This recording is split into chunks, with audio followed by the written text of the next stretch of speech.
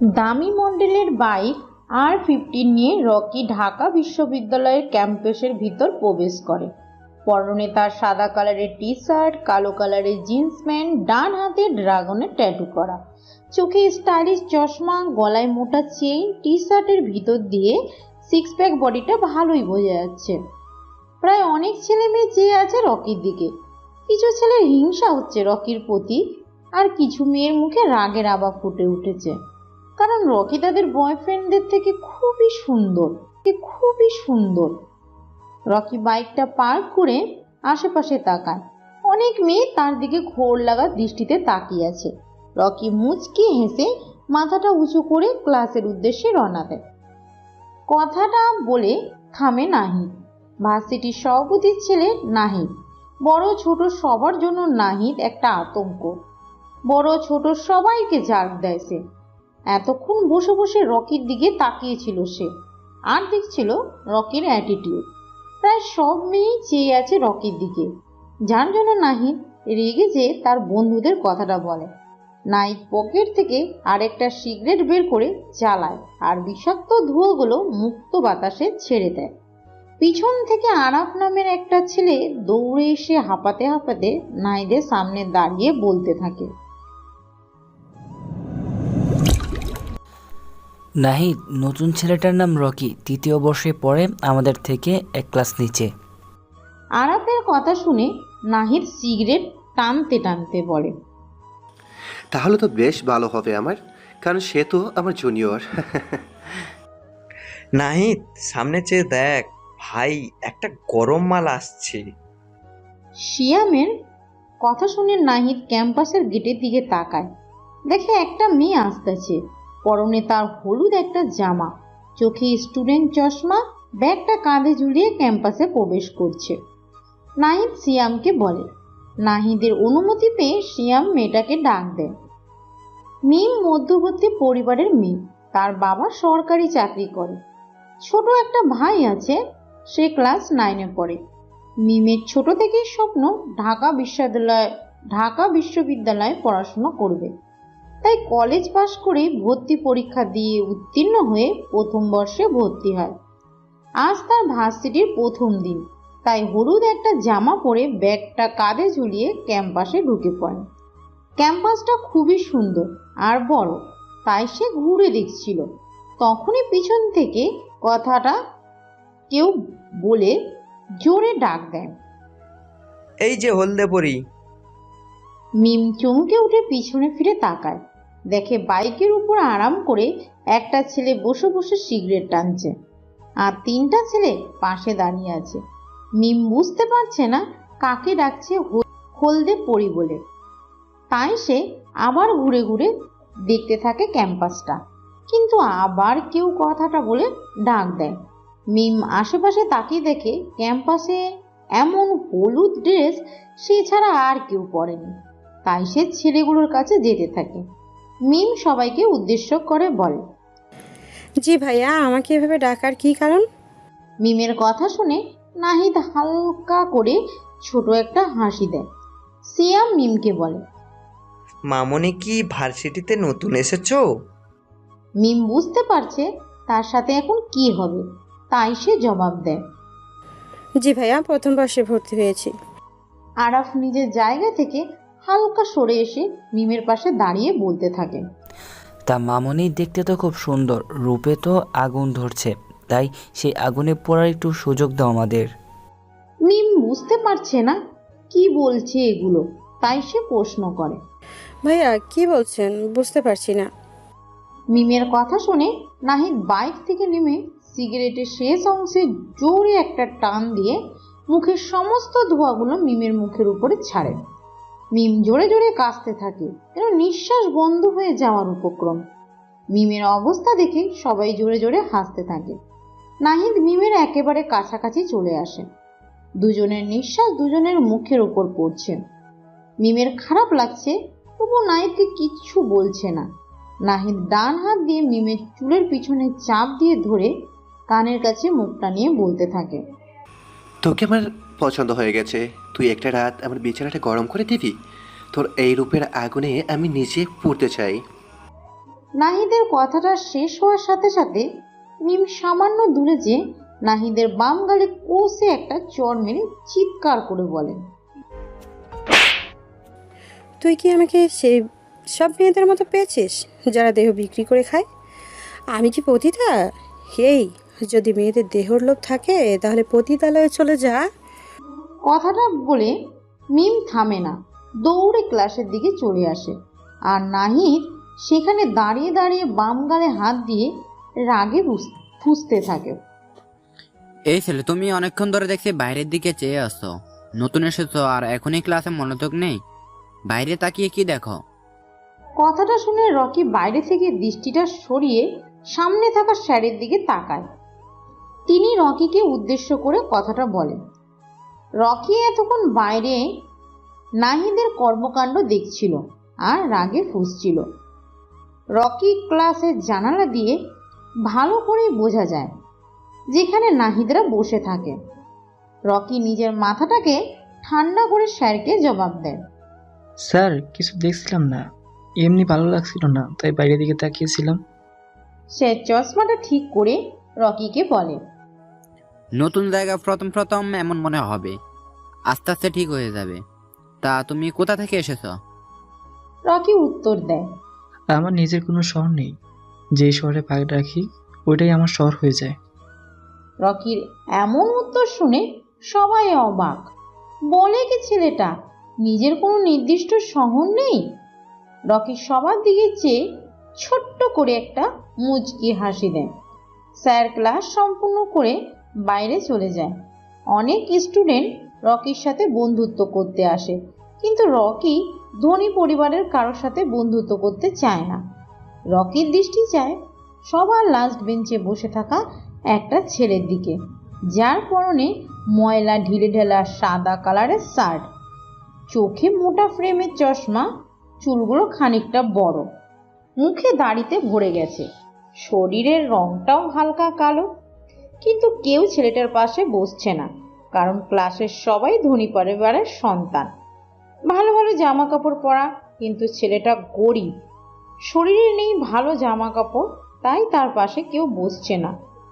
Rocky নিজের seat ছেড়ে উঠে দাঁড়ায় আর ছেলেটির পাশে যে বসে।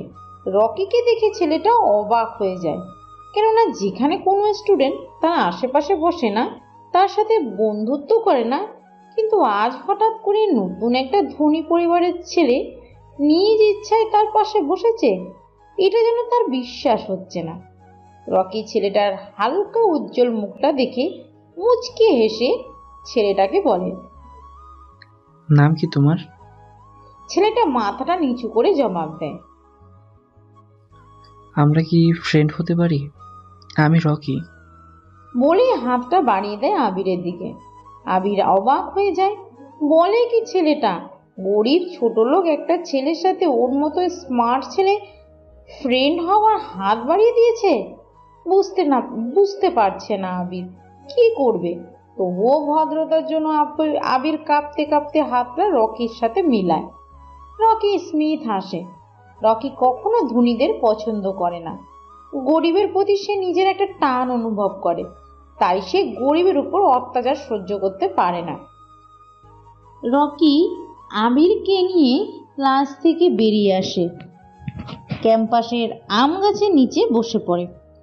আবির রকির সাথে কথা বলতে কেমন যেন একটা লজ্জা লজ্জা লাগছে। রকি আবিরকে প্রশ্ন করে, আবির, ওইখানে কতগুলো ছেলে বাইকের উপর বসে আছে, ওরা কারা জানিস বা তুই চিনিস কাউকে? আবিরের খুবই পরিচিত ছেলেগুলো, নাহিদ, সিয়াম, আরাফ, শাকিন, যারা ভার্সিটির প্রথম দিন থেকে আবিরকে জার্ক দেয়। আবির চায় না নাহিদদের কাছে যাতে রকি জার্ক খায়, তাই সে সাবধান করার জন্য বলে দেয়, বাইকের ওপর আরাম করে যে বসে থাকে ওর নাম নাহিদ। এই ভার্সিটির সভাপতির ছেলে, খুব খারাপ, ছোট বড় সবার জন্য একটা আতঙ্ক, কারণ সে প্রতিদিনই কারো না কারোর সাথে র্যাগিং করে, আর পাশে যারা থাকে সবাই তার বন্ধু, বড়লোক ঘরের সন্তান, তাই ক্ষমতার জোরে এগুলো করে। তুই নাহিদের কাছ থেকে দূরে দূরে থাকবি। রকি হাসতে থাকে আবিরের কথা শুনে আর বলতে থাকে, আবির, তুই হয়তো জানিস না আমি কে, আমার ক্ষমতা কতটুকু। তাই ওই নাহিদকে ভয় পাওয়ার কিছু নেই। হতে পারে আমার পরিচয় পেয়ে আমার সাথে এমন করবে না। আমি দেখি সে আমার সাথে কি কি করতে পারে। আবির সন্দেহের দৃষ্টিতে তাকিয়ে থাকে রকির দিকে। সে বুঝতে পারছে না রকির কি এমন ক্ষমতা আছে যার কারণে সে নাহিদকে ভয় পাচ্ছে না।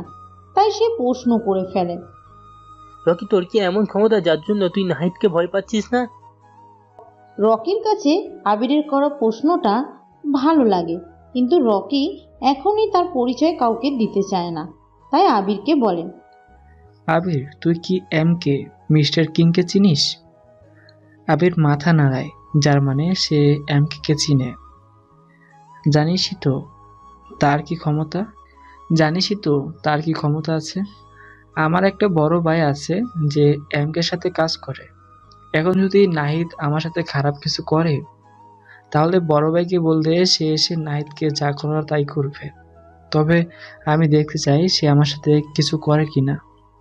রকির কথা শুনে আবিরের কেমন যেন বুকের ভিতর প্রশান্তির বাতাস বয়ে যায়, যেন অনেক দিনের কিছু আশা পূরণ হতে যাচ্ছে। আচ্ছা রকি, তুই তো কত ধনী পরিবারের সন্তান, কিন্তু তুই নিজে স্মার্ট হয়েও কেন একটা বস্তির ছেলের সাথে ফ্রেন্ডশিপ করলি? তুই চাইলে তো কত ধনী ছেলে মেয়েদের সাথে বন্ধুত্ব করতে পারিস, কিন্তু তা করিসনি কেন? রকি নিজের চোখ জোড়া বন্ধ করে সামনে ভেসে উঠে তার মায়ের রক্তাক্ত দেহটার কথাটা। সে দীর্ঘ নিঃশ্বাস ফেলে আবিরকে জবাব দেয়, ইস, আমিও তোর মতো কোনো এক সময় গরিব বস্তিতে থাকতাম, কিন্তু সময়ের সাথে সব বদলে আমার জীবনটা উচ্চ শিখরে পৌঁছে গেছে। আমার মার নিষেধ, ধনী পরিবারের সন্তানের সাথে যেন চলাফেরা না করি। আর এমনিতেই আমার এই বিলাসিতার জীবন ভালো লাগে না। তাই মূলত আমি তোর সাথে বন্ধুত্ব করেছি, এই আর কি না। রকির এরকম উত্তরে রকির প্রতি আবিরের শ্রদ্ধা বৃদ্ধি পায়। আবির আবারও রকিকে প্রশ্ন করে, আচ্ছা রকি, তখন যে স্যার তোকে জিজ্ঞাসা করেছিল তুই কোন শহর থেকে এসেছিস, তখন এমন রহস্যময় উত্তর দিয়েছিলিস কেন, সেটা বল। রকি মুচকি হেসে জবাব দেয়, আমি রহস্যময় ছেলে হতে পারি, কিন্তু সব জায়গায় রহস্যময় কথা বলি না। আমার এই কথার মানে চাইলেই স্যার বের করতে পারবে। এখন তোকে আর বলতে হবে না, তুই নিজেই আমার কথার উত্তর পেয়ে যাবি। কথাটা বলে রকি বসা থেকে উঠে দাঁড়ায় আর আবিরকে বলে, চল আবির, তোকে বাসা পর্যন্ত ড্রপ করে দিয়ে আসি। আবিরও বসা থেকে উঠে দাঁড়ায় আর রকিকে বলে, ভাই, তুই গরিবের সাথে চলাফেরা করতে পারিস, কিন্তু গরিবের বাড়িতে যেতে পারবি না, কারণ গরিবদের বাসার অবস্থা অনেক খারাপ, যা তুই সহ্য করতে পারবি না। রকি মুচকি হাসে। চোখটা বন্ধ করলে ছোটবেলার কিছু দৃশ্য তার চোখের সামনে ভেসে ওঠে। রকি আবিরের পিঠে হালকা বাড়ি দিয়ে পকেট থেকে বাইকের চাবিটা বের করে হাতে ঝাঁকাতে ঝাঁকাতে বাইকের কাছে যায়। রকি বাইকটা জোরে টান দিয়ে আবিরের সামনে এনে থামায়। হাতের ইশারায় বাইকে উঠতে বলে আবিরকে। আবির কিছু একটা ভেবে বাইকের পিছনে উঠে বসে। বাসিটার অনেকের কাছে এটা যেন সহ্য হচ্ছে না। এত ধনী পরিবারের ছেলে একটা গরিব ক্ষেত ছেলেকে তার বাইকের পিছনে বসিয়েছে। রকি বাইকটা ছোট একটা বস্তির সামনে থামায়। আবির বাইক থেকে নেমে রকিকে বলে, ভদ্রতার জন্য বললাম বাসায় আসার জন্য, কিন্তু ব্যাচেলার মানুষ, একা থাকি, আবার বাসার পরিবেশ ভালো না, তাই বাসায় আসার জন্য বললাম না, কিছু মনে করিস না। রকি মুচকি হেসে বলে, আরে তুই না বললেও আমি যেতাম, কিন্তু আমার কিছু গুরুত্বপূর্ণ কাজ আছে যার জন্য আজ যেতে পারবো না। অন্য আরেকদিন অবশ্যই যাব, তুই না করলেও। আবিরের ঠোঁটের কোণে হাসির রেখা ফুটিয়ে রকিকে বিদায় জানায় আর ভাবতে থাকে রকির সম্পর্কে। হঠাৎ কোথা থেকে যেন আবিরের কাছে উদয় হলো এক অজানা অচেনা আগন্তুক, আর এসেই ভাইয়ের মতো বন্ধুর হাত বাড়িয়ে দেয়। রাকিব, আমি পরের বার এমপি নির্বাচন করতে চাই, তুই এটার ব্যবস্থা করে দিবে। কিছুক্ষণ আগেই মেয়র সাদ্দাম খান রকিকে দেখা করার জন্য ডাকে। আবিরকে নামিয়ে দিয়ে রকি সাদ্দামের বাগান বাড়িতে চলে আসে। দুজন দুজনের সামনাসামনি বসে আছে, কারো মুখে কোনো কথা নেই। সাদ্দাম জানে রকি ঠান্ডা মাথার খেলোয়াড়, তাই সে নিজ থেকে রকিকে উদ্দেশ্য করে কথাটা বলে। রকি কিছু না বলে পকেট থেকে সিগারেটের প্যাকেট বের করে একটা সিগারেট জ্বালায় আর বিষাক্ত ধোঁয়াগুলো নাক দিয়ে ছাড়তে থাকে। সাদ্দাম জানে রকির এই একটা বদ অভ্যাস আছে, সেটা হলো সে সিগারেটের ধোঁয়া নাক দিয়ে বেশি ছাড়ে। রকি একটু শব্দ করে হাসে, যেই হাসিতে লেগে আছে রহস্যময় কিছু আভা, আর সাদ্দামকে বলে। সাদ্দামের কথাটা শুনে রকি শব্দ করে হেসে বলে, সাদ্দাম ভাই, সবাই জানে গুরুত্বপূর্ণ কথার সময় আমার হাসি আসে। কি জন্য হাসি পাই জানি না আমি, তবে আমার মাইন্ড খেলার জন্য হাসাটা খুবই প্রয়োজন। আমি জানতাম আজ হঠাৎ কেন আমাকে ডেকেছেন, তাই হেসেছি। তবে পরের বার এমপি নির্বাচন করতে হলে তো রফিক চৌধুরীকে সরিয়ে দিতে হবে। সাদ্দামও পকেট থেকে একটা সিগারেট বের করে টানতে থাকে আর রকিকে বলে, আমি জানি তুমি চাইলে কোনো কিছুরই ব্যাপার না, তবে রাকিব চৌধুরীকে সরানোটা এতটা সহজ হবে আমার মনে হয় না। রকির কানে কথাটা বারবার বাজতে থাকে, তাই সে রাগে পাশে থাকা কাচের ফুলদানিটা ভেঙে ফেলে, জোরে চিৎকার দিয়ে বলে, এই রকির কাছে কোনো কিছু অসম্ভব নেই। আমি পারি, সব পারি। আমি রফিক চৌধুরীকে কেন আর উপরের কাউকে মারতে আমার সময় লাগে না, কিংবা লাগবেও না। একটা ফোনই যথেষ্ট। আপনি পরের বার এই সিটির এমপি হবেন। সাদ্দাম মুচকি হাসে, সে জানে রকি পারে না এমন কোনো কাজ নেই। রকি একবার যেই কাজে হাত দেয় ওইটা ছিনিয়ে নেওয়ার বুক আছে তার। রকি, তোমার কি অতীতের কথা মনে পড়ে? রকি চোখ জোড়া বন্ধ করে অতীতের কিছু ঘটনা তার চোখের সামনে ভেসে উঠেছে। রকি চায় না অন্ধকার অতীতকে সামনে এনে সদ্য ভবিষ্যৎকে নষ্ট করা, তাই সে বসা থেকে উঠে দাঁড়ায় আর সাদ্দামকে উদ্দেশ্য করে বলে, এই শহরে আমার পরিচয় আমি আর আপনি ছাড়া কেউ জানে না। আমি চাই না কেউ আমার সম্পর্কে কিছু জানুক, তাহলে কিন্তু পরেরটা আর নাই বললাম। আসি, আমি রাতে একটা মিশনে যেতে হবে। শহরে নতুন এসে ঝামেলাটা না করলে পারতে। তা আজ রাতে কার শেষ দিন? হয়তো কোনো এক পাপিষ্টের গরিবদের কাছ থেকে টাকা লুটে নিজের ব্যাংক ব্যালেন্স বাড়াচ্ছে। কথাটা বলে রকি মেইন দরজাটা খুলে বাইরে বেরিয়ে যায়। সাদ্দাম চাইলেও রকিকে আটকাতে পারবে না, তাই বৃথা চেষ্টা করে লাভ নেই। ঢাকার একজন প্রভাবশালী ব্যবসায়ী আহাদ চৌধুরী আজ মিরপুরের অফিসে বড় একটা মিটিং ছিল, যার জন্য আসতে একটু রাত হয়ে গেছে। গুলশানের নির্জন এলাকা দিয়ে গাড়িটা চালাচ্ছে আহাদ চৌধুরীর ড্রাইভার শামীম। আহাদ চৌধুরী ভিতরে বসে বসে মোবাইল চালাচ্ছে। চারিদিকে অন্ধকার, দূরে দূরে দেখা যাচ্ছে ল্যাম্পপোস্টের আলো। হঠাৎই শামীম দেখতে পায় রাস্তার মাঝে বাইকের উপর আরাম করে বসে আছে কোনো আগন্তুক, মুখে তার জ্বলন্ত সিগারেট। শামীম দূর থেকে গাড়ির হর্ন বাজায়, কিন্তু আগন্তুকটা বাইকের উপর স্থির হয়ে বসে আছে। শামীম রেগে গাড়িটা থামায়। আহাদ গম্ভীর গলায় বলে, শামীম, তাড়াতাড়ি গাড়ি চালাও, বাসায় যেতে হবে, অনেক রাত হয়েছে। তুমি এখন আমার গাড়ি থামালে কেন? শামীম জবাব দেয়, স্যার, সামনে কে যেন বাইক দাঁড় করিয়ে বাইকের উপর বসে সিগারেট টানতেছে। গাড়ি থেকে নেমে দেখো, হয়তো মদ পান করে নেশায় ধরেছে, তাই পাগলের মতো এখানে বসে আছে। শামীম গাড়ি থেকে নেমে আগন্তুককে উদ্দেশ্য করে বলে, এই কে তুই? মদ খেয়ে মাঝ রাস্তায় বাইকের উপর বসে মাতলামো করছিস? রাস্তা থেকে বাইকটা সরা তাড়াতাড়ি। কিন্তু আগন্তুকটা বাইকের উপর স্থির হয়ে বসে বসে সিগারেট টানছে। শামীম রেগে যেয়ে আগন্তুকের কাছে যায়। আগন্তুকের পরনে কালো মাফিয়া ড্রেস, কাটা মাস্কের জন্য মুখটা বোঝা যাচ্ছে না।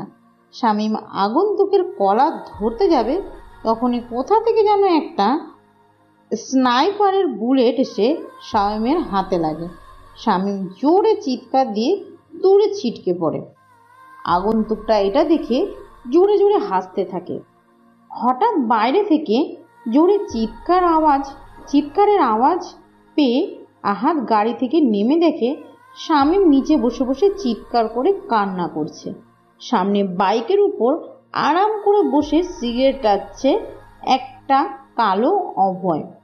আহাদ চিৎকার দিয়ে বলে, এই কে তুই? শামীমের হাতে গুলি করেছিস কেন?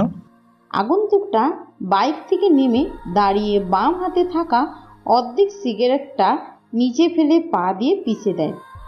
আগন্তুকটা হাসতে থাকে আর বলতে থাকে, আমি কে? আমাকে তুই চিনবি না, কিন্তু আমি তোকে খুব ভালো করে চিনি। ঢাকার অন্যতম ড্রাগ ব্যবসায়ী। গরিবের টাকা লুটে নিজের ব্যাংক ভরতেছিস, গুন্ডা দিয়ে চাঁদা তুলিস, আর সবার সামনে ভালো মানুষের মুখোশ পরে আছিস। এগুলো কেউ জানে না। আহাদ অবাক হয়ে যায়। এত কিছু করে কিন্তু কেউ জানে না তার এই গোপনে করা ব্যবসার কথা। তাই আহাদ ভয়ে ভয়ে বলতে থাকে, কে তুমি? আর আমার সম্পর্কে এগুলো কি করে জানো? আগন্তুক মাস্কের ভিতরে মুচকি এসে জবাব দেয়, আমি তোর সম্পর্কে আর অনেক কিছু জানি। 3টা বউ তোর, কিন্তু কোনো বউয়ের কথা জানে না। রাতের পর রাত মেয়ের নেশায় ডুবে থাকিস। আরও শুনবি? এবার আহাদ কান্না করে দেয়। তুমি এগুলো জানো কীভাবে? প্লিজ ভাই, বিষয়টা আমাদের মধ্যে রেখে দাও। তুমি এইভাবে শামীমকে গুলি করলে কেন? কী চাও তুমি বলো, আমি তোমাকে দিয়ে দিব এখনই। তবুও আমাকে কিছু করো না প্লিজ। আগন্তুকটা জোরে জোরে হাসতে থাকে। তুই আমাকে কি দিবি? এখন তো আমি তোকে তোর জীবনটা ভিক্ষা দিতে পারি, কিন্তু আমি তা করবো না, কারণ আমার একটা সমস্যা আছে। তুই আমার অপছন্দের কিছু কাজ করেছিস, যেটা আমার সহ্য হয়নি। তাই তোকে আজ একেবারে শান্ত করতে চলে এলাম। ভাই বলেন, আমি আপনার অপছন্দের কী কাজ করেছি যার জন্য আমার সাথে এমন করছেন? তুই গরিব দুঃখীদের টাকা মেরে খাস, তাদের কাজের সঠিক পারিশ্রমিক দিস না। ভাই, এখন থেকে সব সঠিকভাবে দিব। আমাকে ছেড়ে দেন প্লিজ। ভাই, আপনাকে কত দিতে হবে বলেন, আমি দিয়ে দিব। তবুও আমাকে প্রাণে মারবে না প্লিজ। মনে আছে কিছু মাস আগের কথা? তো একটা বিল্ডিং তৈরি করতে যেয়ে 50 জন শ্রমিক মারা গেছে, কিন্তু তুই একটা মৃত শ্রমিকের পরিবারকে 10,000 টাকা করে দিয়েছিস। সেই গরিব শ্রমিকের জীবনের মূল্য কি 10,000 টাকা? ভাই, গরিবের জীবনের কোনো মূল্য নেই। এরা বেঁচে থেকে শুধু দেশের জনসংখ্যা বৃদ্ধি করেছে। আর আমি এখন আপনাকে একটা অফার করছি। গাড়িতে 50 লক্ষ টাকার একটা ব্রিফকেস আছে। আপনি সবগুলো টাকা নিয়ে আমাকে ছেড়ে দেন। কথাটা শুনে আগন্তুকটা পিছন থেকে একটা ধারালো ছুরি বের করে আহাদের দিকে এগিয়ে যায়।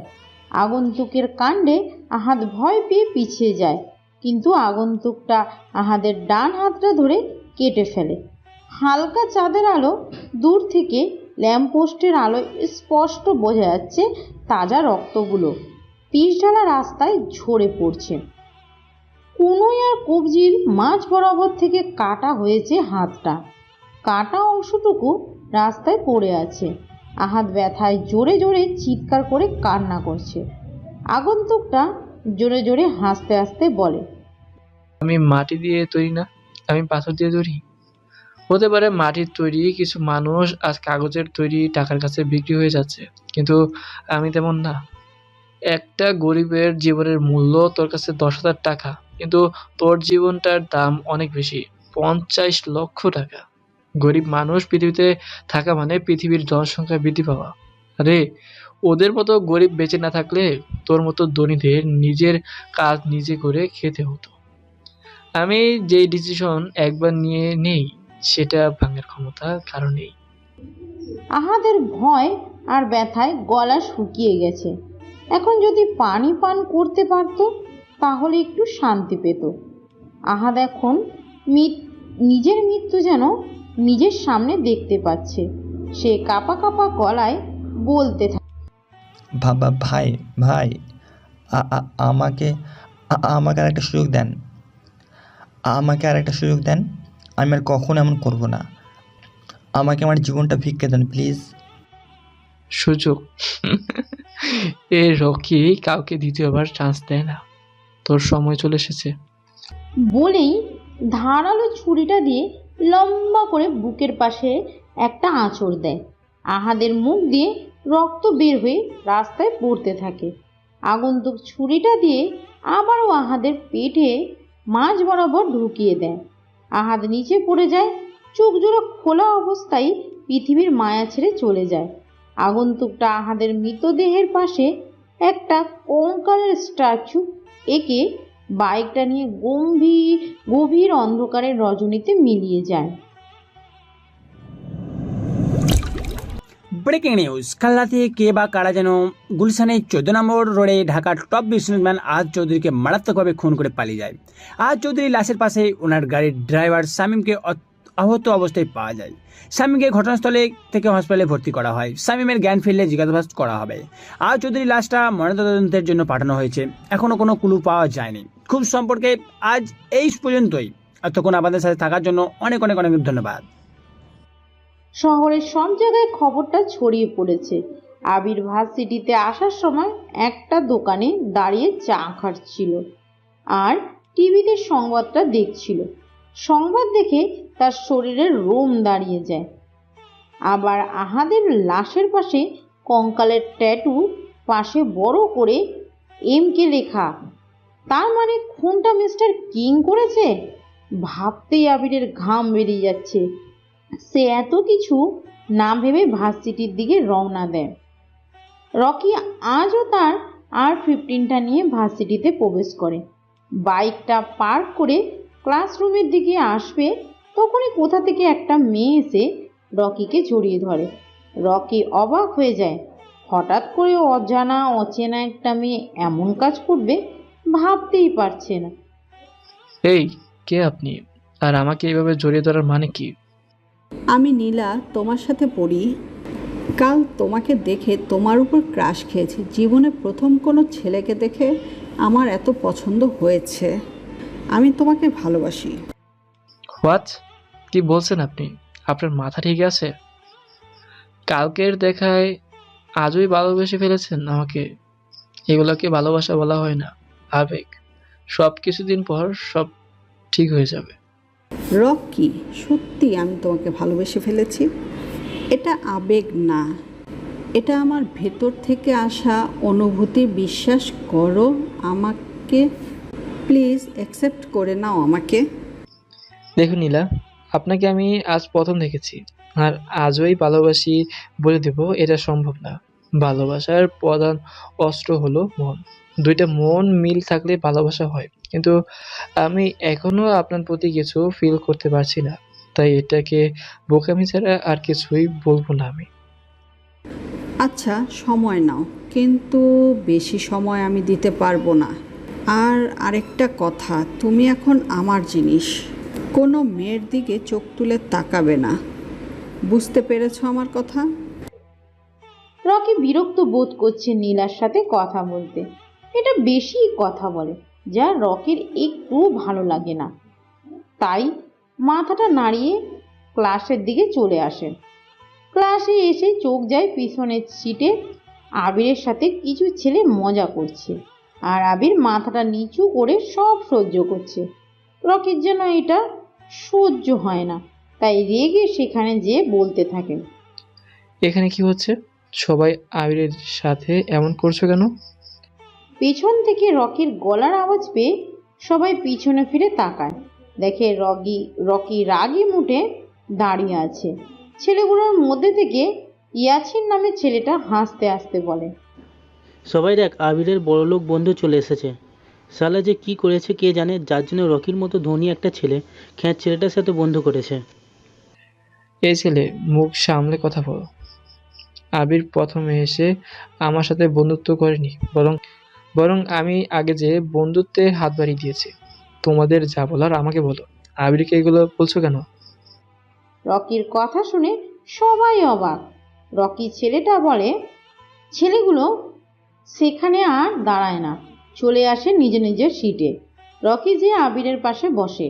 আবির মাথাটা উঁচু করে রকিকে বলেন, রকি, আমার জন্য তোকে অনেক কথা শুনতে হবে। এর চেয়ে ভালো তুই আমার সাথে আর বন্ধুত্ব না রাখ। আবিরের কথা শুনে রকি মুচকি হেসে বলে, বন্ধুত্ব যখন করেছি সেটা ধরে রাখার শক্তি আমার আছে। কথায় আছে না যে পিছু লোকে কিছু বলে, ঠিক তেমনই অনেকে অনেক কিছু বলবে, কিন্তু তোকে থামা যাবে না, তাহলেই তুই উচ্চ শিখরে পৌঁছাতে পারবি। আচ্ছা আবির, তুই আমাদের ক্লাসের নীলা নামের মেয়েটাকে চিনিস? ভালো করে চিনি। কেন, তুই হঠাৎ নীলার কথা জিজ্ঞাসা করছিস? কেন, কিছু হয়েছে?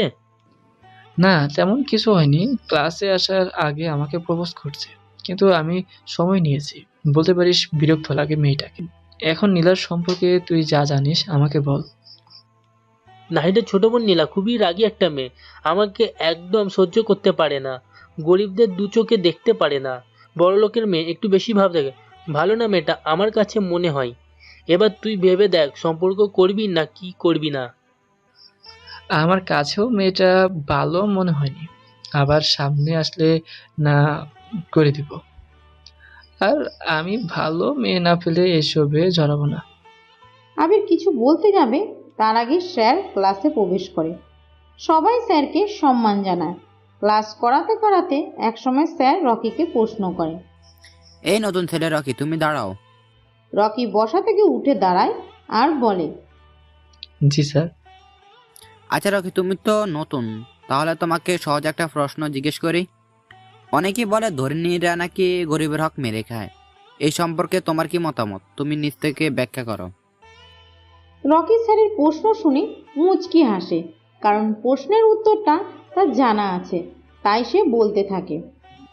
স্যার, সব ধনী লোক যে গরিবের কাছ থেকে তার হক মেরে খায় এটা আমি বলবো না, কারণ মানুষের মধ্যে ভালো খারাপ আছেই। হয়তো কিছু লোক মনে করে গরিবের হক মেরে নিজে আরো ধনী হয়ে যাবে, আবার কিছু লোক নিজের সম্পদ কমানোর জন্য গরিব দুঃখীদের দান করে দেয়। এই শহরে এমন অনেক প্রভাবশালী লোক আছে যারা গরিবের হক মেরে খায়, কিন্তু দেখা গেছে কিছুদিন পরেই সেই কঠিন কোনো রোগে আক্রান্ত হয়ে মারা যাচ্ছে। আমি জানি না কেন ধনীরা গরিবদের সাথে এমন করে, তবে আমার জীবনের একটা বড় লক্ষ্য এই গরিব দুঃখীদের জন্য কিছু একটা করে যাওয়া। স্যার, আমার অবস্থানটা যতই দূরে বা বড় হোক না কেন, গরিবের সাথে কেমন যেন একটা আত্মার সম্পর্ক প্রকাশ পায় আমার মাঝে। আমি এখানে কারো প্রিয় হওয়ার জন্য মিথ্যে মিথ্যে কথা বা উদ্দেশ্য করিনি। যতটুকু পেরেছি নিজ থেকে উপস্থাপন করেছি। ধন্যবাদ। রকি, তুমি ঠিক বলছো। আমাদের সবার উচিত গরিবদের জন্য নিজের সাহায্যের হাত বাড়িয়ে দেওয়া। রকি অনুমতি নিয়ে নিজের সিটে বসে ক্লাস সম্পূর্ণ করে। ক্লাস শেষ করে বাইরে বেরিয়ে যায় আবির আর রকি। আজ প্রচণ্ড গরম পড়েছে। গ্রীষ্মের দুপুরে সূর্য মাথার উপর সোজা কিরণ দিচ্ছে। রকি আর আবির আম গাছটার নিচে যেয়ে বসে আছে। কারো মুখে কোনো কথা নেই। পিনপিন নীরবতা বিরাজ করছে দুজনের মধ্যে। নীরবতা ভেঙে প্রথমে রকি বলা শুরু করে। কিরে আবির, চুপ করে আছিস কেন? মন খারাপ নাকি? না রে, বসে বসে তোর কথা চিন্তা করছি। রকি অবাক হয়ে বলে, আমার কথা আবার কি চিন্তা করছিস? আবির মুচকি হাসি দিয়ে বলে, তুই একজন ধনী পরিবারের ছেলে হয়েও গরিবের প্রতি তোর কত ভালো ভালো ধারণা। কিন্তু কিছু কিছু ধনী ছেলে মেয়ে আছে যারা গরিবদের যেন সহ্যই করতে পারে না। তুই তাদের তুলনায় কত আলাদা, সেটাই চিন্তা করছিলাম। আবির শোন, যখন তোর কাছে অনেক অনেক টাকা থাকবে তখন তুই ভুলে যাবি যে তুই কে। আর যখন তোর কাছে টাকা থাকবে না তখন সমস্ত পৃথিবী ভুলে যাবে তুই কে। রকি, সকালে সংবাদ দেখেছিস? কাল রাতে কে বা কারা যেন আহাদ চৌধুরীকে মেরে পালিয়ে গেছে। আহাদ চৌধুরী? সেটা আবার কে? আমি তো চিনি না। তবে সকালে ভার্সিটিতে আসার সময় অনেকের মুখে বলতে শুনছি আহাদ চৌধুরী নামে কাউকে সন্ত্রাসীরা মেরে পালিয়েছে। তুই ঢাকায় থাকিস আর আহাদ চৌধুরীকে চিনিস না? আহাদ চৌধুরী হচ্ছে ঢাকার টপ বিজনেসম্যান, কিন্তু লোকটা বেশি ভালো ছিল না। কেন? উনি আবার কি করেছে? কিছুদিন আগে ওনার একটা বিল্ডিং ভেঙে 50 জনের মতো লোক মারা গেছে। সবাই আমাদের বস্তিতেই থাকতো। মৃত শ্রমিকদের পরিবারকে ক্ষতিপূরণ হিসাবে 10,000 টাকা করে দিয়েছে। ওনার কাছে একজন গরিব শ্রমিকের জীবনের মূল্য মাত্র 10,000 টাকা। তাই আমার কাছে মনে হয়েছে আহাদ চৌধুরীর মৃত্যু হওয়াতে অনেকেই খুশি। আমার কি মনে হয় আবির, আহাদের খুনটা হয়েছে তার এই অপকর্মের জন্য। লোকটাকে দেখতেই কেমন জানি খারাপ খারাপ মনে হয়। ঠিক বলছিস তুই রকি, ঠিক বলেছিস তুই। দেখ সামনে তাকিয়ে নাহিদ ভাই আমাদের হাতের ইশারায় ডাকছে। চল আমরা এখান থেকে চলে যাই, নয়তো উনি কোনো না কোনো ঝামেলা করবে আমাদের সাথে। সিনিয়র বড় ভাই ডাকছে, এখন তো যেতেই হবে। যতই ঝামেলা করুক, চল আমার সাথে। কি রে আবির, এতক্ষণ ধরে তোদের ডাকছি, আসতে এত দেরি হলো কেন? আবির মাথাটা নিচু করে জবাব দেয়, ভাই হাতের ইশারায় ডাকছিলেন তো, তাই বুঝতে পারছিলাম না কাকে ডাকছিলেন, দুঃখিত ভাই। বুঝতে পারছি। তা এই নতুন ছেলেটাকে ভার্সিটিতে নতুন এসেছে মনে হচ্ছে।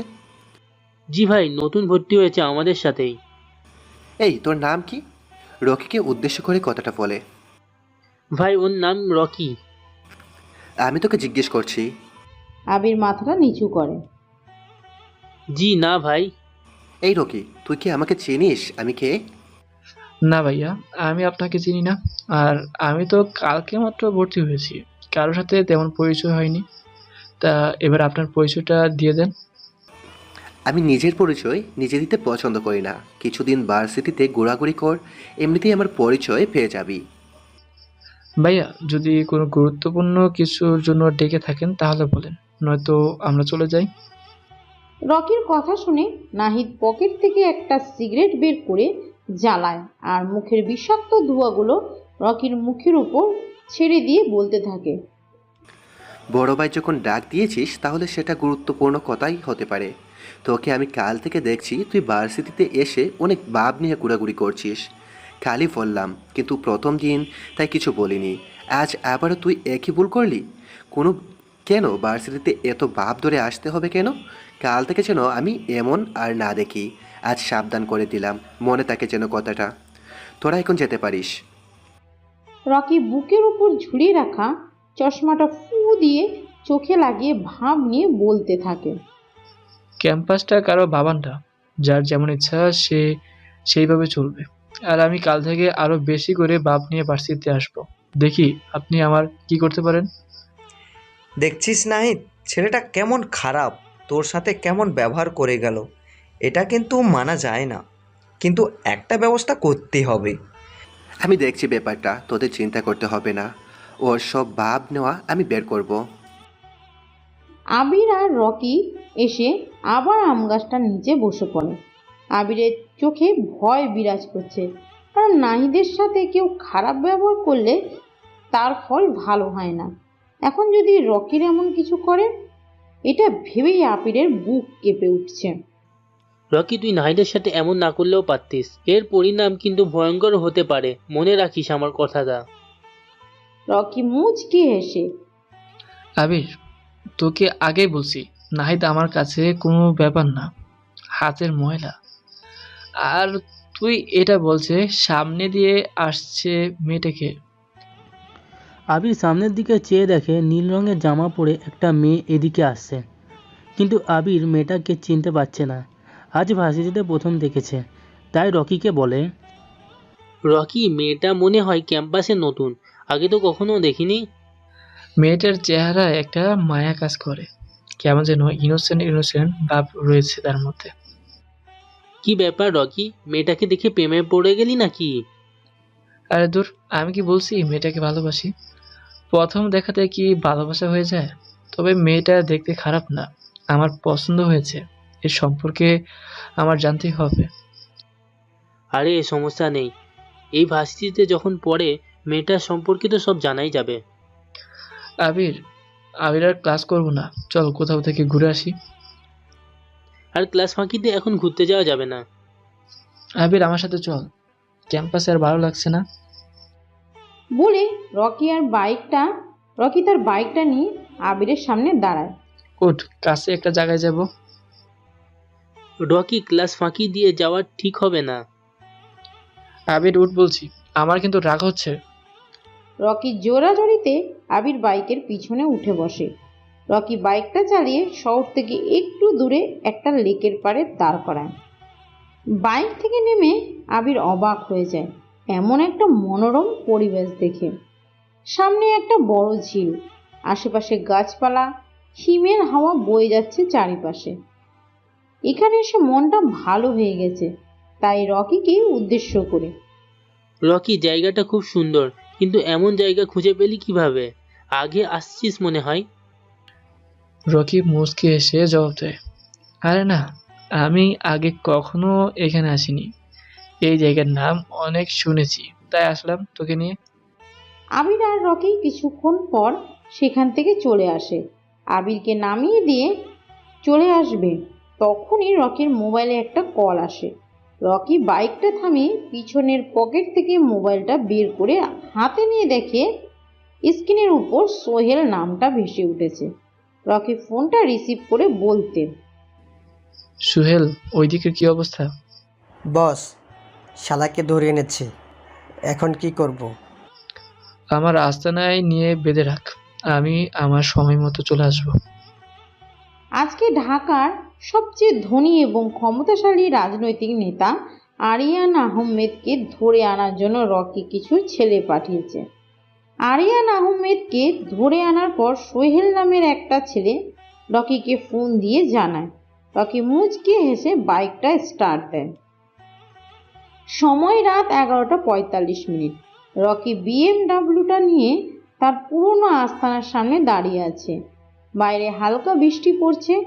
একজন ছেলে হাতে একটা ছাতা নিয়ে রকির গাড়ির গেট খুলে দিল। রকি প্রথমে তার পা জোড়া বের করে পরে মাথাটা বের করে।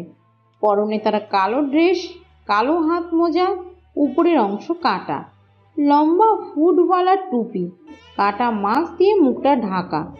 হাতে থাকা অর্ধেক জ্বলন্ত সিগারেটটা কয়েকবার জোরে টান দিয়ে বৃষ্টিতে ভেজা রাস্তায় ফেলে রুমের দিকে যেতে থাকে।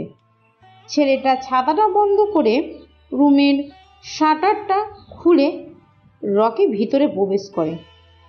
40 ওয়াটের একটা বাল্বে ছোট আটকা রুমটা হলদে আলোয় আলোকিত হয়ে গেছে।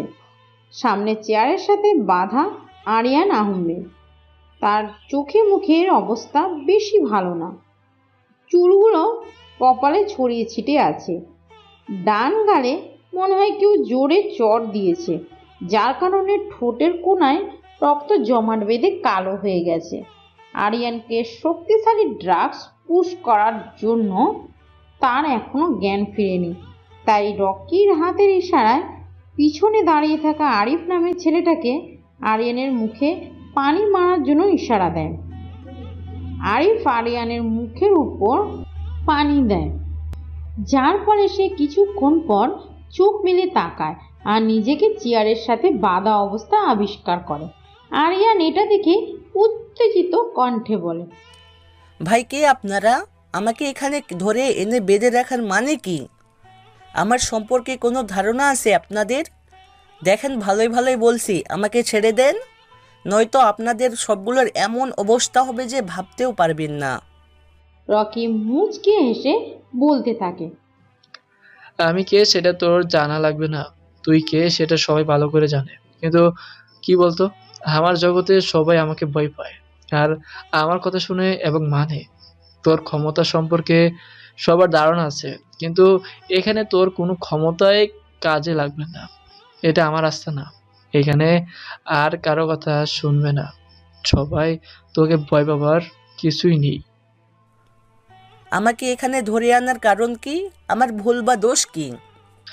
এত অস্থির হচ্ছিস কেন?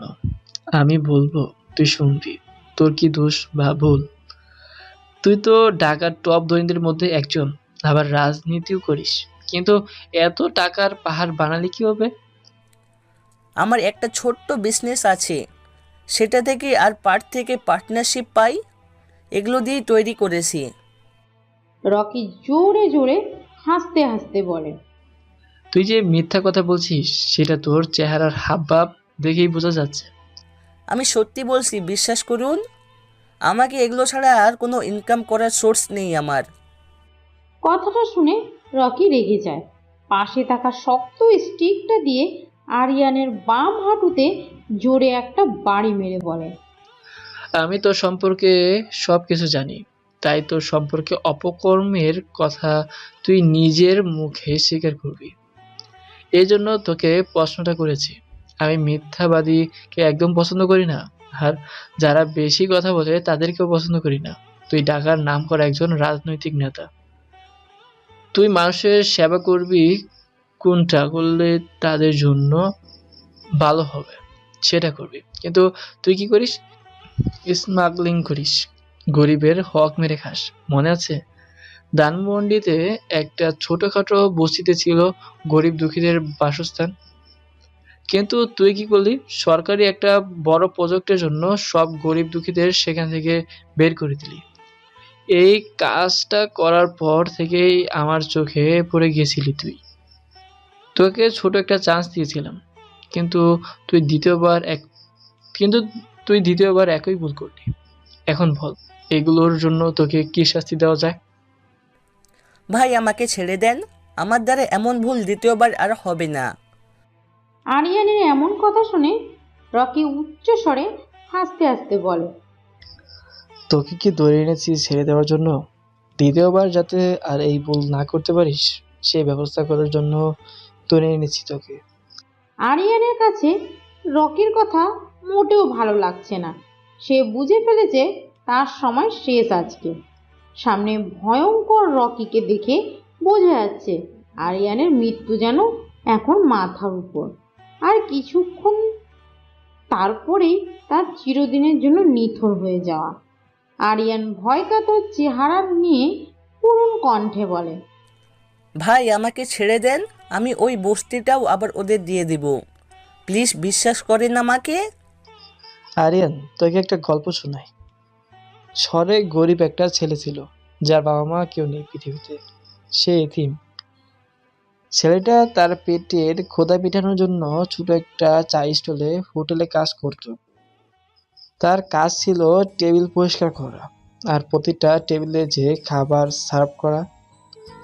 কিন্তু হঠাৎ করে একদিন ছেলেটা কাস্টমারকে পানি দিতে যে কারোর সাথে ধাক্কা লেগে হাতের গ্লাসটা সেই লোকটার উপর পড়ে। গ্লাসের পুরো পানিটা লোকটার শার্টের উপরে পড়ার কারণে সে ছেলেটাকে কষে 3টা চড় দেয় আর খারাপ ভাষা বলে গালি দিতে থাকে। মৃত মা বাবাকে গালি দেওয়ায় ছেলেটা তা সহ্য করতে না পেরে নিচে পড়ে থাকা ভাঙা অর্ধেক গ্লাসটা দিয়ে লোকটার গলায় জ্বালিয়ে দেয়। দোকানের মালিক ভয় পেয়ে যায় এটা দেখে, তাই সে পুলিশকে ফোন দিয়ে ছোট্ট ছেলেটাকে ধরিয়ে। কথাগুলো বলে থামে রকি। সামনে থাকা টেবিলের উপর সিগারেটের প্যাকেটটা হাতে নিয়ে তার থেকে একটা সিগারেট বের করে নিজের ঠোঁটে চাপে। জ্বলন্ত সিগারেট যেন রকির ঠোঁট যেন পুড়ে যাচ্ছে, তবুও সে থেমে নেই, এক মনে সিগারেট টানছে। রকি এবার একটু রহস্যময় হয়ে বলে, আরিয়ান, আমার গল্পটা শুনে কি তোর কিছু মনে পড়ছে? আরিয়ান রকির কথা শুনে অনেকটা অবাক হয়ে যায়, কারণ রকি এতক্ষণ আরিয়ানের ছেলেবেলার গল্প বলছিল। প্রতিদিন রাতে ঘুমাতে যাওয়ার সময় আরিয়ান চোখ জোড়া বন্ধ করলেই ছোটবেলার কিছু দৃশ্য তার চোখের সামনে ভেসে বেড়ায়। আরিয়ান যতই অতীতকে ভুলতে চায়, কিন্তু অতীত তাকে তত হ্রাস করে ফেলে। চাইলেও যেন এটা সে ভুলতে পারে না। সে অবাক হয়ে রকিকে জিজ্ঞেস করে, কে তুই? আর তুই আমার ছোটবেলার কথা জানিস কিভাবে? রকি সিগারেটে আর একটা টান দিয়ে বলে, তোকে আগেই বলছি আমি কে তা তোর না জানলেও চলবে। আর তোর ছোটবেলার গল্প আমার অজানা নয়। এখনো কিছু ঘটনা বাকি আছে, শুনতে থাক। ছেলেটার বয়স কম থাকায় তার শাস্তি কম হয়। দীর্ঘ 14 বছর পর ছেলেটা জেল থেকে ছাড়া পায়, চলে আসে পুরনো সেই বস্তিতে যেখানে সে ছোট থেকে বড় হয়েছে। বস্তির সবাই ছেলেটাকে মুন্না নামে চিনত। এলাকায় ছোটখাটো মাস্তানি করত, কিন্তু একদিন ভাগ্য তার সহায় হয়। এলাকার সবচেয়ে ধনী ব্যক্তির বাড়িতে সে আর তার কিছু বন্ধু মিলে ডাকাতি করে। এভাবে তারা একটা গ্যাং তৈরি করে ফেলে, যার লিডার হয়ে যায় মুন্না ভাই।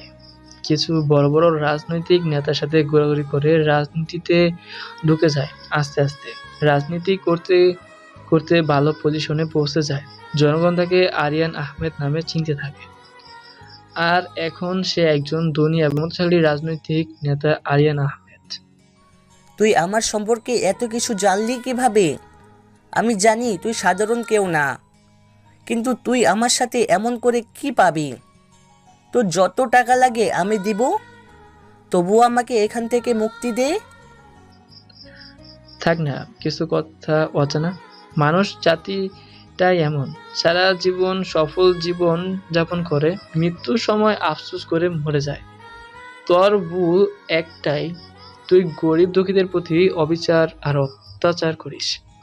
তোর অনেক টাকা হয়ে গেছে, অর্থ মানুষকে পিশাচ করে তোলে, আবার অর্থই মানুষকে মহৎ করে তোলে। তুই তোর নামটা ভালো জায়গায় নিয়ে গেলি না।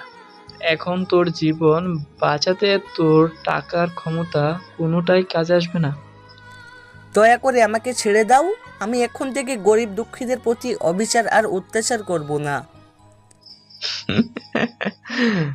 আমি কাউকে দ্বিতীয়বার সুযোগ দিই না। আর পৃথিবীতে খারাপ মানুষ রেখে লাভ নেই। মানুষ নিজের মৃত্যু নিজেই কামনা করে। কথাটা বলে রকি পিছন থেকে একটা পিস্তল ডান হাতে নিয়ে নাড়াচাড়া করে বলে, এই পিস্তলে 5টা বুলেট আছে, সবগুলোই তোর কপালে খুলবো। আরিয়ান চেয়ারের সাথে হেলান দিয়ে বসে আছে। চরম অসহায়ত্ব ফুটে উঠেছে তার চেহারার চাহনিতে। আরিয়ান বিশ্বাসই করতে পারছে না যে আজ তার এই পৃথিবীতে শেষ দিন। মাথাটা নিচু করে হাত দুটোর দিকে তাকায়। এই 2 হাত দিয়ে কতই না মানুষ হত্যা করেছে সে। আরিয়ান মৃত্যুর কথা বারবার জপছে। জীবনের এই শেষ বেলায় সে নিজেকে অপরাধ নিয়েও চিন্তিত। নিচু গলায় রকিকে উদ্দেশ্য করে বলে, আকাশ সমান আমার অপরাধ, তবুও তোমার কাছে আমার অর্থী। তোমার দয়া আমার জন্য সম্ভাবনা হিসেবে শুধু শাস্তি আমার পাওনা।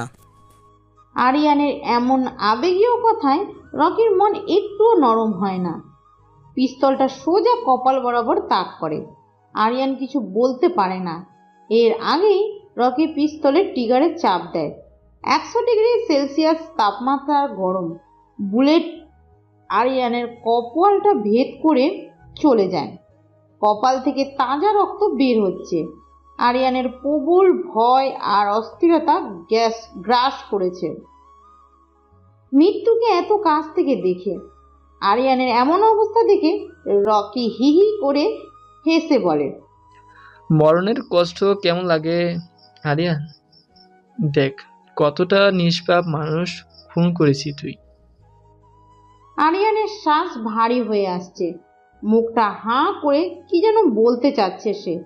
সবার আগ্রহ তার দিকে। আওয়াজ থেমে গেছে, মুখ বন্ধ হয়ে এলো। আরিয়ানের বিশ্বকাঁপানো একটা ডেক তুলে ঢলে পড়ল চেয়ারের সাথে। তার প্রাণ পাখি তখন আকাশের পথে। রকি চেয়ার থেকে উঠে দাঁড়ায়। হাতের সিগারেটটা শেষ হয়ে গেছে। সেটা মাটিতে ফেলে রুমের শাটারের দিকে যেতে থাকে। তখনই পিছন থেকে সোহেল বলে, বস, শালাকে কোথায় ফেলে দিব? ঢাকা বিশ্ববিদ্যালয়ের মেন গেটের সামনে আর পাশে MK আর কঙ্কালের ট্যাটু আঁকতে ভুলবি না। আচ্ছা বস।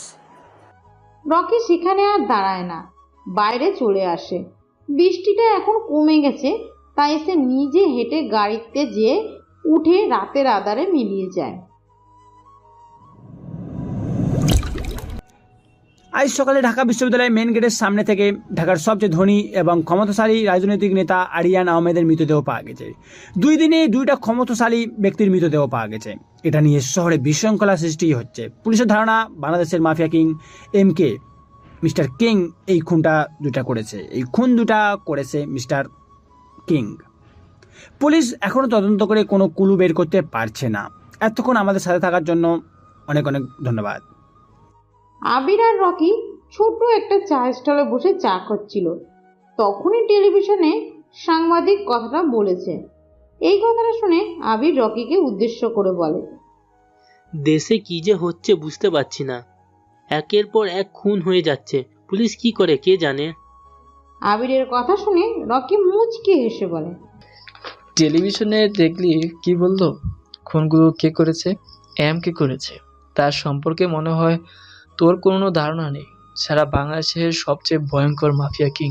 ছোট বাচ্চা না ঘুমালে মায়ের কে নাম বললে বাচ্চারা ভয়ে ঘুমিয়ে পড়ে। এমপি, মন্ত্রী, মেয়র যা আছে সব তার আন্ডারে। তুই কে সম্পর্কে এত কিছু কিভাবে জানিস? তুই কি কখনো তাকে দেখেছিস? কে সম্পর্কে আমার অনেক কিছু জানা যা সে নিজেও জানে না। আমি কে কিভাবে দেখব যেখানে তার নিজের লোকেরাও আজ পর্যন্ত দেখেনি। কে দেখা যায় না, শুধু অনুভব করা যায়। জ্বরের ব্যাগে তার অস্তিত্বের বাতাস বোঝা যায়। কোনো এক অজানা শহরের শান্ত একটা ঠান্ডা মাইন্ড গেমার নামক ছেলে, যার পদবি কে দেওয়া হয়েছে, সে যেই শহরে পা রাখে ওই শহরটাই ওর হয়ে যায়। শত্রুর মনে ভয়ানক কম্পন সৃষ্টি তৈরি করে। আবির সন্দেহের দৃষ্টিতে তাকিয়ে রকিকে বলে, রকি, তোর আসল পরিচয় কি? কে তুই? তুই কি আমাকে কোনোভাবে সন্দেহ করিস? তাহলে সেটা ভুল। আমি তোর বন্ধুই রকি। আমার কাছে তোকে কেমন যেন রহস্যময় লাগছে। তুই কে সম্পর্কে এত কিছু জানিস? আমার মনে হয় না কোনো পুলিশ প্রশাসন এত কিছু জানে, তাই তোকে একটু সন্দেহ করছি, এই আর কি। আমাকে আবার কিরকম রহস্যময় লাগে? আমি সবসময় এরকম করে কথা বলতে পছন্দ করি। আর কে সম্পর্কে এত কিছু জানি আমার এক বড় ভাইয়ের কাছ থেকে। আমাকে সন্দেহ করার কোনো মানে হয় না। রকি, সামনে তাকিয়ে দেখ, নাহিদরা হাতে স্টিক নিয়ে আমাদের দিকে আসছে। চল এখান থেকে চলে যাই। আবিরের কথা শুনে রকি পাশে তাকিয়ে দেখে নাহিদ, আরাফ, সিয়াম আরও 3টা ছেলে, সবার হাতে মোটা স্টিক। রকি পকেট থেকে মোবাইলটা বের করে কাকে যেন একটা মেসেজ পাঠায়। আবিরের দিকে চেয়ে দেখে আবির ভয় পেয়ে আছে। রকি আবিরের পিঠে হালকা বাড়ি দিয়ে বলে, আমরা এখান থেকে কোথাও যাব না, এখানে বসে থাকবো। তুই পাগল হয়ে গেছিস? আমরা এখানে বসে থাকলে আমাদের কি করবে বুঝতে পারছিস? চল এখান থেকে। আবিররা আর সেখান থেকে যেতে পারে না। এর আগেই নাহিদের ছেলেপেলেরা চলে আসে। নাহিদ তার ডান হাতের স্টিকটা নিয়ে বাম হাতে আস্তে বাড়ি দিতে দিতে বলেন, কিরে, পালিয়ে যাওয়ার ব্যবস্থা করছিলি নাকি? পালিয়ে যাব কেন? আবির হালকা ভয় পাচ্ছিল, তাই আমাকে চলে যাওয়ার জন্য বলছিল। আবির ভয় পাচ্ছিল, কিন্তু তুই ভয় পাচ্ছিলি না আমাদের দেখে? রকি মুচকি হেসে বলে, তোমাদের ভয় পাওয়ার কি আছে যার জন্য ভয় পাবো? কালকে তো খুব ভাব নিয়ে বলে গিয়েছিলি আমার কথা শুনবি না। আজ এর উপযুক্ত শাস্তি দিব তোকে, দেখব বড় বড় কথা কোথায় যায়। এত 4-5টা ছেলে নিয়ে আমাকে মারার জন্য চলে এসেছো? এরা আমাকে মারবে? হাসি পাচ্ছে আমার। নাহিদ স্টিকটা দিয়ে রকির বাম পায়ে জোরে একটা বাড়ি মারে। রকি নিচে পড়ে যায়, কিন্তু ব্যথায় কোনো চিৎকার করছে না। চোখ জোড়া বন্ধ করে ব্যথাটা সহ্য করে নেয়। নাহিদ রকির শার্টের কলার ধরে উঠায়, মুখের কাছে মুখ নিয়ে বলতে থাকে, কিরে, কেমন ব্যথা করে? একটু চিৎকার কর, আমার মনটা যেন শান্তি পায়। তোকে মারার জন্য আমি একাই যথেষ্ট, কিন্তু ওদের এনেছি আমার ক্ষমতা দেখানোর জন্য। আমি এতটাই দুর্বল না যে তোর মতো ছেলে আমাকে মেরে দিবে। আর কিছুক্ষণ অপেক্ষা কর, আমার ক্ষমতা দেখিয়ে দিব। তোর ক্ষমতা? এই ক্যাম্পাসে শুধু আমার রাজত্ব চলে, তোর কোনো ক্ষমতা আজ কাজে লাগবে না। কথাটা বলে নাহিদ আবারও রকির ডান পায়ে বাড়ি মারে। রকি কিছু বলে না, এই ব্যথা যেন ওর কাছে কোনো কিছু না। নাহিদের কাছে রকির এই নীরব ভঙ্গি ভালো লাগতেছে না, তাই সে উচ্চ স্বরে বলতে থাকে, ওই কুত্তার বাচ্চা, তুই চিৎকার করছিস না কেন? কি দিয়ে তৈরি তোর শরীর? এত জোরে জোরে বাড়ি মেরেছি, তোর কোনো প্রতিক্রিয়া নেই? রকি কিছু বলে না, মুচকি হাসে। নাহিদ আবারও রকির শার্টের কলার ধরে উঠিয়ে কিছু বলতে যাবে, তখনই ক্যাম্পাসের গেট দিয়ে 3টা ব্ল্যাক কালারের গাড়ি আর তার পিছনে 4টা বাইক নিয়ে কিছু ছেলে প্রবেশ করে। প্রথম গাড়ি থেকে একটা ছেলে নামে, পরনে তার জিন্স জ্যাকেট, মাথায় কালো একটা রুমাল বাঁধা, মুখে জ্বলন্ত সিগারেট। পিছনের গাড়ি থেকে এরকম অনেক ছেলে নেমে রকিদের কাছে আসতে থাকে। এতক্ষণে ভার্সিটিতে অনেক স্টুডেন্ট জমে গেছে। ছেলেগুলোকে দেখে নাহিদ বোকার মতো চেয়ে আছে, আর রকি জোরে জোরে হাসতে থাকে। প্রথম গাড়ি থেকে নামা আরাফাত নামের ছেলেটা এসে পকেট থেকে একটা সিগারেটের প্যাকেট বের করে তার থেকে একটা সিগারেট রকির ঠোঁটে দেয়।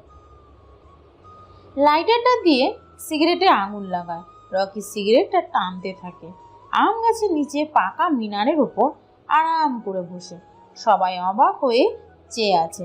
সবচেয়ে অবাক হচ্ছে আবির, কারণ রকির এমন অ্যাটিটিউড দেখে। আশেপাশে থাকা কম বেশি সকল স্টুডেন্ট সক্কায় রকির এমন অ্যাটিটিউড দেখে।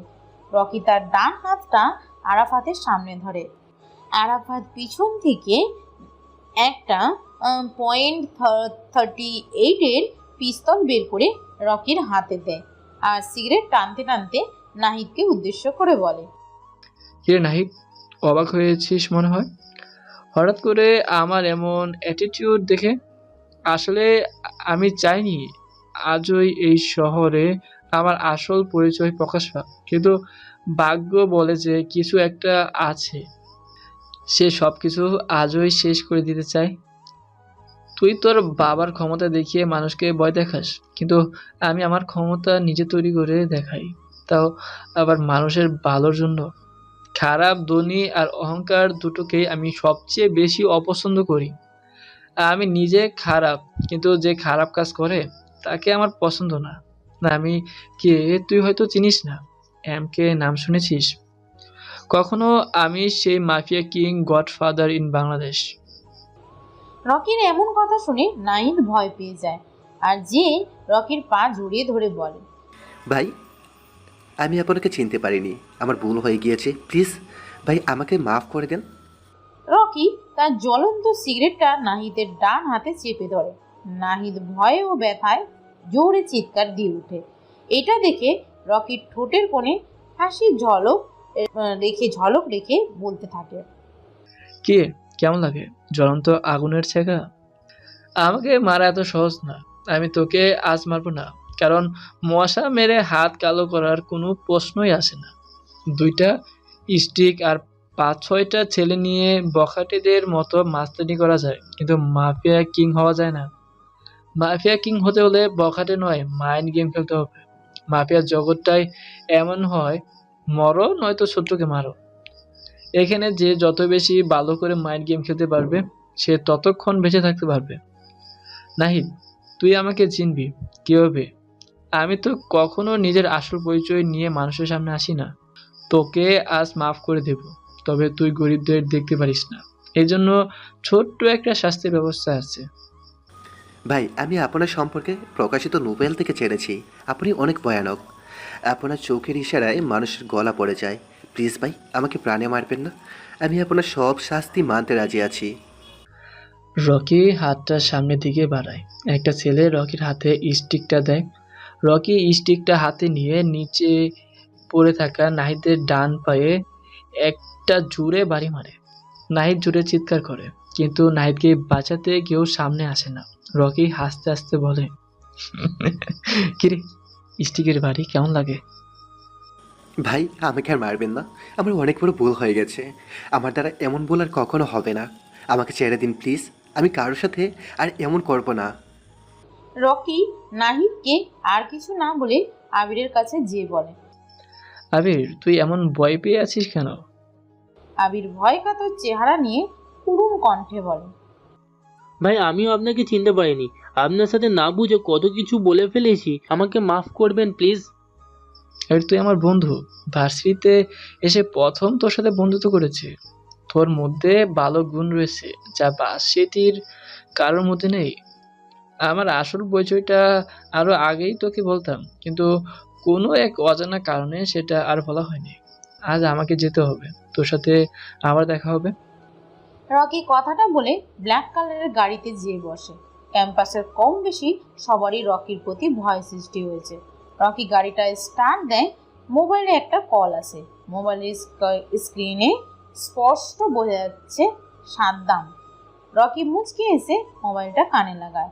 ফোনের ওই পাশ থেকে সাদ্দাম গম্ভীর গলায় বলতে থাকে, রকি, আজকে তুমি আমার সাথে দেখা করবে, সেটাও আবার রাতে।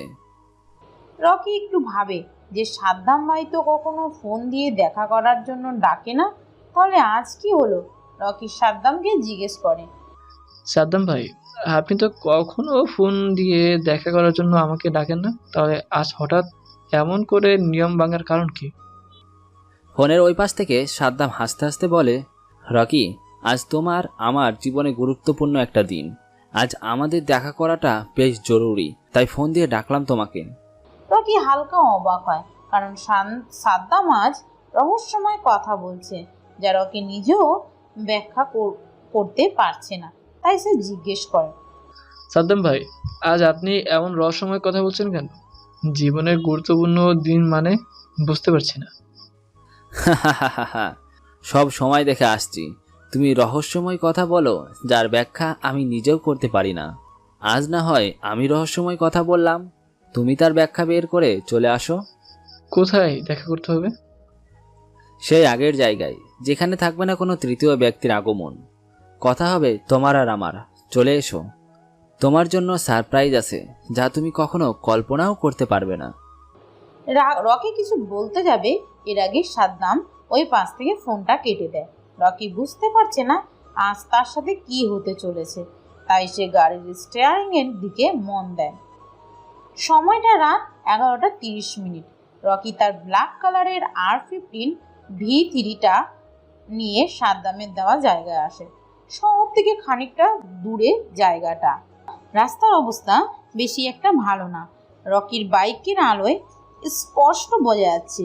রকি দেখতে পারছে কিছু দূরে কয়েকটা গাড়ি দাঁড়িয়ে আছে।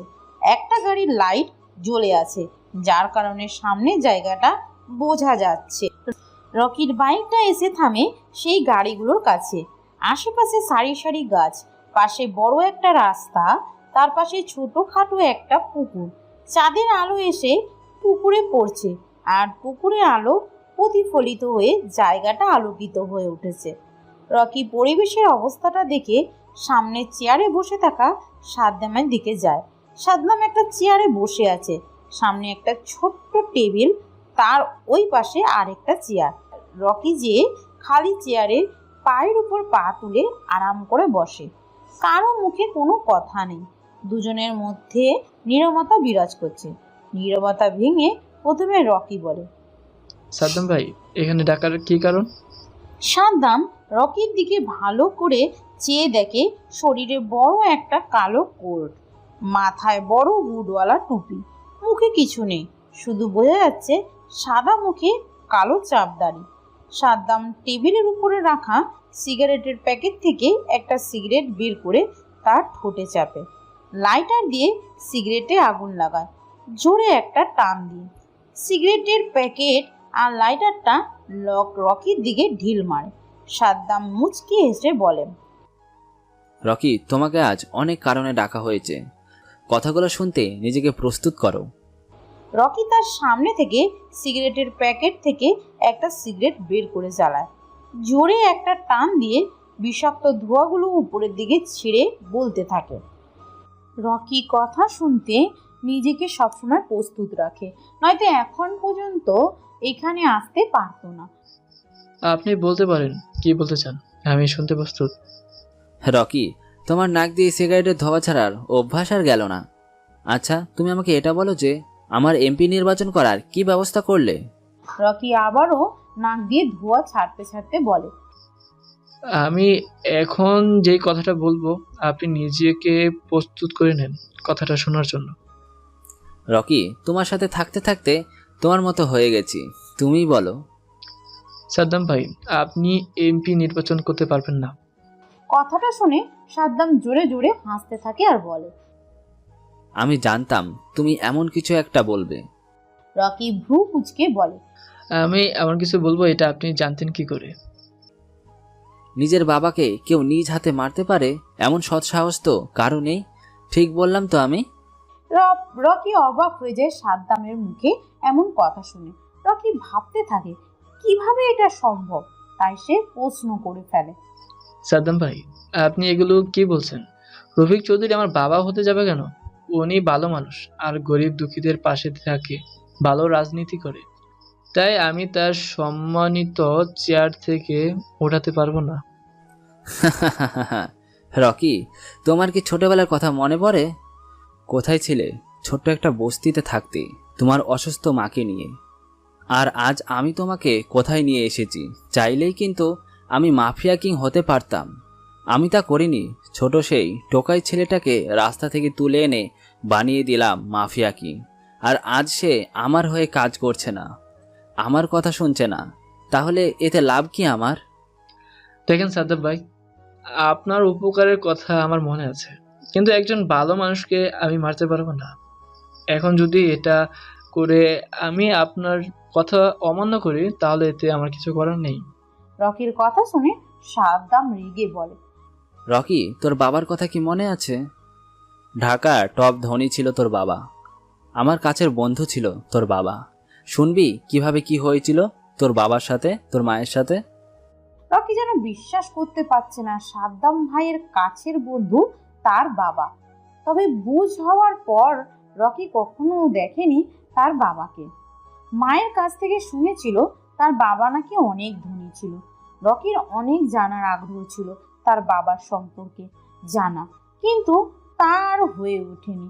তার আগেই অল্প বয়সে রকির মা ক্যান্সারে আক্রান্ত হয়ে মারা যায়। শুরু হয়ে যায় রকি টোকাই জীবন। বস্তির কিছু ছেলের সাথে মিলে বোতল টোকাই করত। রকির যখন 10 বছর বয়স তখন থেকে সাদ্দামের সাথে পরিচয়। আজ মাফিয়া কিং হওয়ার পিছনে সাদ্দামেরই অবদান আছে। রকি একটু আবেগময় হয়ে সাদ্দামের উদ্দেশ্য করে বলে, সাদ্দাম ভাই, আমার অনেক জানার আগ্রহ ছিল কে আমার বাবা, কি আমার জানা হলো না। আপনি এখন আমাকে সব বলবেন? সাদ্দাম মুচকি হেসে বলে, তোর বাবা ছিল এই শহরের টপ ধনীর মধ্যে একজন। আমাদের মধ্যে বন্ধুত্বপূর্ণ সম্পর্কও ছিল। ভার্সিটিতে থাকতে আমি একটা মেয়েকে ভালোবাসতাম, কিন্তু সে মেয়েকে আমি নিজের করে পাইনি, কারণ শুধু একমাত্র তোর বাবা। আমি যে মেয়েকে ভালোবাসতাম তোর মাও সেই মেয়েকেই ভালোবাসত। মেয়েটা ছিল গরিব, তাই কেউ মেয়েটাকে মেনে নেয়নি। বাধ্য হয়ে তারা দুজনে পালিয়ে গিয়ে বিয়ে করে। কিছু বছর পর তুই পৃথিবীতে আসিস। তোর বাবা মার সম্পর্কটা ভালোবাসায় পরিপূর্ণ ছিল, যা আমার সহ্য হয় না। তাই একটা গেম খেলে তাদের সংসার ভেঙে দিই। তোর বাবা তোকে আর তোর মাকে বাড়ি থেকে বের করে দেয়। আমি গিয়েছিলাম তোর মার কাছে, কিন্তু সে আমাকে ফিরিয়ে দেয়। তোর সম্পর্কে আমি সবই জানতাম, চেয়েছিলাম তোকে একদিন মাফিয়া কিং বানাবো, আমার হয়ে কাজ করবি তুই। তোকে দিয়ে তোর বাবাকে মারতে চেয়েছিলাম আমি, কিন্তু তুই তাকে মারলি না, তাই আজকে তোকে এখানে ডাকা। রকি এতক্ষণ মন দিয়ে সাদ্দামের কথাগুলো শুনছিল। রকির হাতের সিগারেটটা পুড়ে প্রায় শেষ, তবুও রাগে সে জ্বলন্ত সিগারেট চেপে ধরে আছেন। সামনে থেকে সিগারেটের পকেট থেকে আরেকটা সিগারেট বের করে টানতে থাকে। এবার বেশ গম্ভীর গলায় রকি বলে, আমার বাবার নাম কি, কি তার পরিচয়? বাবার সম্পর্কে জানার আগ্রহ অনেক। তোর বাবা হচ্ছে এই শহরের এমপি রফিক চৌধুরী, যাকে মারার জন্য তোকে বলেছিলাম। সাদ্দামের কথা শুনে রকি বসা থেকে উঠে দাঁড়ায়। পিছন থেকে একটা পিস্তল বের করে সাদ্দামের দিকে তাক করে। সাদ্দাম রকিকে কিচ্ছু বলে না। সাদ্দাম টেবিলের উপর হালকা ভর দিয়ে সিগারেটের প্যাকেট আর লাইটারটা নিয়ে পকেট থেকে একটা সিগারেট বের করে ঠোঁটে লাগায়। মুচকি হাসে, কিন্তু কিচ্ছু বলে না। রকি অবাক হয়ে যায় সাদ্দামের এমন নীরবতা দেখে। রকি শত্রুকে সামনে রেখে সময় নষ্ট করতে চায় না, তাই সে ট্রিগারে চাপ দিবে এমন সময় কেউ পিছন থেকে শক্ত কিছু দিয়ে রকির মাথায় পিছনে আঘাত করে। রকির হাত থেকে পিস্তলটা পড়ে যায়, ডান হাতটা মাথার পিছনে চলে যায়। মাথা ফেটে রক্ত বের হচ্ছে। রকি নিচে পড়ে যায়। সাদ্দাম হাসতে হাসতে রকির মাথার কাছে নিচু হয়ে দেখে রকির শ্বাস এখনো চলছে। সাদ্দাম বসা থেকে উঠে দাঁড়ায়, সিগারেট টানতে টানতে বলে, কতগুলো খুন করে মানুষকে ভয় দেখিয়ে আসল মাফিয়া হওয়া যায় না। আসল মাফিয়া হতে হলে মাস্টার মাইন্ড থাকা লাগে, বুকের ভিতর সাহস প্রয়োজন হয়, যা এই রকির ভিতর নেই। তোকে পাহারা দেওয়ার জন্য পালা কুত্তার প্রয়োজন হয়, কিন্তু আমি একাই 100। রকি কথাটা বলেই নিচে পড়ে থাকা পিস্তলটা হাতে পরপর 5টা গুলি করে। আশেপাশে দাঁড়ানো বডিগার্ডগুলোর কারো বুকে কারো কপালে যে লাগে। সাদ্দামের পাশে থাকা দুটো ছেলেগুলো করতে যাবে, এর আগে রকি পিস্তল থেকে 2টো বুলেট বের করে 2টো বুলেটই যে তাদের কপালে লাগে। সাদ্দাম এগুলো দেখে ভয় পেয়ে যায়। সাদ্দামের হাতে থাকা অর্ধেক পুরা সিগারেট মাটিতে পড়ে যায়। রকি এক লাফে নিচ থেকে উঠে চেয়ারটা টান দিয়ে পায়ের ওপর পা তুলে বসে একটা সিগারেট চালায়। সিগারেটের বিষাক্ত ধোঁয়াগুলো নাক দিয়ে ছাড়তে থাকে। রকি দেখ, সবাইকে শেষ করলেও আমাকে তুই কিছুই করতে পারবি না, কারণ তোকে আমি এতটুকু পর্যন্ত নিয়ে এসেছি, তুই আমাকে মারবি না। সাদ্দাম যেন কথাটা শেষ করতে পারছে না, এর আগে রকি একটা গুলি করে। বুলেটটা যে সাদ্দামের ডান পায়ে লাগে। সাদ্দাম ব্যথায় চিৎকার দিয়ে ওঠে। রকি হাসতে হাসতে বলে, মাইন্ড গেম তুই খেলতে পারিসনি। তুই আমাকে নিয়ে মাইন্ড গেম খেলতে যে আমার মাইন্ড গেমের গুটি হয়ে গিয়েছিস। আমার মা মরার আগে বলে গিয়েছিল, একটা বেঈমান আমাদের সুখের সংসার ধ্বংস করে দিয়েছে। তার নাম সাদ্দাম খান, ঢাকার ছোট একটা রাজনৈতিক দলের লিডার। তখন বেঈমান কি এটা বুঝিনি, শুধু সাদ্দাম নামটা মনে রেখেছি। পৃথিবীর যেখানে থাকুক তাকে খুঁজে বের করে মারাটা আমার টার্গেট ছিল। কিন্তু 10 বছর বয়সেই তোর সাথে দেখা হয়েছিল, সেখানেই তোকে মেরে দিব। আমি তা করিনি। তোর একটা অফারের কথা শুনে নিজের মাইন্ডটাকে শান্ত করে মাস্টার মাইন্ড গেম খেলতে থাকি। আমি যার হাতে তৈরি তাকে আজ নিজ হাতে মারব। আমার মায়ের মৃত্যুর প্রতিশোধ নেব। রকি, তুই আমাকে মারতে পারবি না, কারণ তোর একটা দুর্বল জিনিস আমার কাছে আছে। যার হারানোর কিছু নেই তার ব্যাপারে সতর্ক থাক। আমার দুর্বল কোনো জিনিস নেই। মনে করে দেখ, ভার্সিটির একটা মেয়ে, নাম মনে হয় মিম। তুই পছন্দ করিস মেয়েটাকে, মেয়েটা তোকে চিনেও না। তোর জীবনে কোনো দুর্বল পয়েন্ট নেই, কিন্তু পছন্দের জিনিসটা তোর মন কেড়েছে, এটাই তোর একমাত্র দুর্বল পয়েন্ট। মেয়েটাকে নিবি, আমাকে ছেড়ে দিবি, রাজি থাকলে ডিল ফাইনাল কর। রকি মেয়েটার কথা চিন্তা করে সাদ্দামের দেওয়া অফারে রাজি হয়ে যায়। মিম কোথায় সেটা বল, তারপর তোকে ছেড়ে দেব।